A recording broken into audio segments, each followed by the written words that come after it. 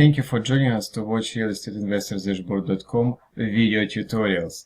Real Estate Investors Dashboard is the website where investors help investors to make profitable, well-informed decisions when investing to real estate. In this part, we're going to continue our discussion about three important items when investing to real estate. First one was initial investment. Initial investment was covered in previous tutorial, and it includes down payment and closing costs. Second important item represents cash flows in and out of investors' pockets. And profitability, that shows how much money we make on each dollar invested into real estate. In this part, we're going to focus on cash flows. Cash flows come from three major sources. First one is from rents, the money paid by tenants. Second one, mortgage principal recapture, principal paid down by tenants as a part of rental payment. And third one, property price appreciation. This is the difference between purchase and sales prices of the property. Now let's have a look at cash flow from the rents. We're going to build first high-level profit and loss statement, also known as income statement. Top line is the rental income, comes from tenants, $10, less operating expenses. These are expenses that investor incurs to maintain the property, equals to operating income, $6. This money we need to cover our financing costs, that is mortgage. After deducting financing cost of $3, we will receive net income from rents that equals to $3. Net income is a positive cash flow, also known as inflow. Let's talk what constitutes rental income. Rental income consists of monthly rents, consists of monthly parking rents, and monthly locker rents. Also, it could be just one lump sum amount. We also have to deduct vacancy cost. This is the risk that property will be vacant. It is calculated as a percentage of rental income and usually equals to 2 to 5%. And agent cost. If you're going to use real estate agent services to find tenants, you will have to pay 1 month rent to the agent. On the other side, we have cash outflows or negative cash flows. Operating expenses includes renovation expenses or repair expenses, usually calculated as a percentage of rents. Management expense, if we hire a manager to manage our property, usually it's 5 to 8% of rental income. Property taxes paid to municipalities, maintenance fees. If you buy condo, we have to pay maintenance fee. Insurance, we have to get landlord insurance, and utilities if they are not covered by rental agreement. Also, negative cash flows include financing costs, which is our mortgage payment. Now let's go back to InvestorsDashboard.com to see where we can enter rental revenues, operating expenses, and financing costs into web page. For these purposes, we have to use input page, but before, let me show you how to get your project you saved previously.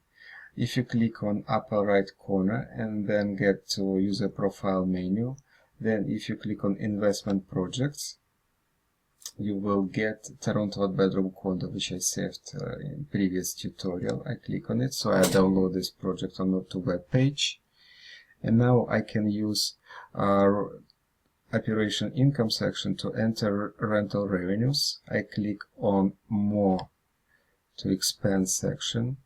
I can enter monthly rents, I can enter monthly parking rents, and I can do monthly locker rents. In my case, I am going to use lump sum amount, let's say 1725. That seems reasonable. I collapse this section by clicking on less. Operating expenses I can input using property information section. There is a monthly maintenance fee of $450 seems reasonable. Then property taxes, $200. Expense section. And I continue to input my operating expenses in operating expenses section. I click on more to expand this section. So each expense I can enter using percentage or dollar value. Let's say I put 2%, and you will see monthly repairs dollar value has been automatically recalculated. So 2% seems reasonable. Monthly renovations 2%, I would leave it as is. I'm going to manage property by myself, so my monthly management equals 0. Vacancy allowance is 2%, seems reasonable for Toronto. Rental agent cost equals to $1,725, which is our one-time monthly payment. Let's say I'm going to use a rental agent to find tenants at the beginning of my project, which is year 2016. I click on year 2016, and then I guess I may use a rental agent one more time.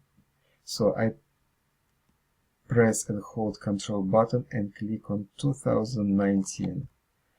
For the rest of the years, I'm going to look for tenants by myself using Kijiji website. Next field is sales agent costs. These are money we pay sales listing agent.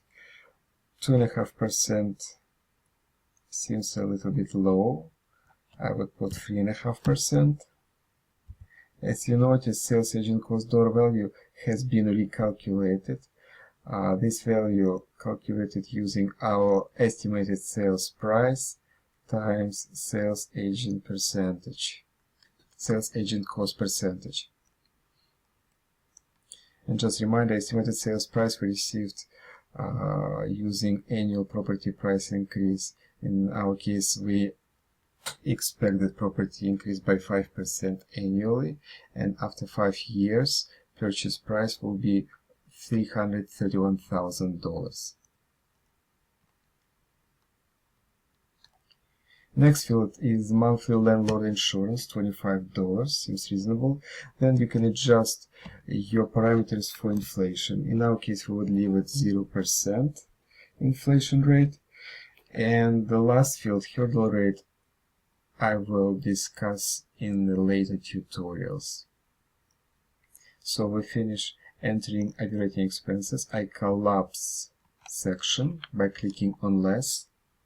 I collapse info section, property info section by clicking on less. And the last cost I have to input are mortgage financing. Mortgage financing section is on your left. If you click on more, you expand this section. So you use nominal interest to put your mortgage interest. Then amortization term, which is usually 30 years. And then frequency payments, monthly, semi-monthly, bi-weekly, and weekly. In my case, it's monthly. And I will get total payments number calculated automatically. If I change it to semi-monthly, it's going to be 720, but I'm going to pay monthly. If we're going to use a home equity or some another loan to finance our down payment, we can use down payment financing section to input this data. In loan amount, we have to put how much money we borrowed towards down payment. Let's say $54,000. Oops, $54,000. So I receive error because my down payment is $52,000. So it should be amount below $52,000. I put $52,000. Then I put my nominal interest rate, my amortization time, and frequency, so same as for mortgage financing. I click Less to collapse this section.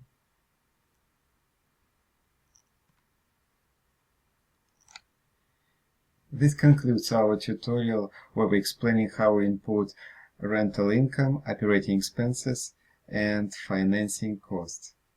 See you next time. Bye bye.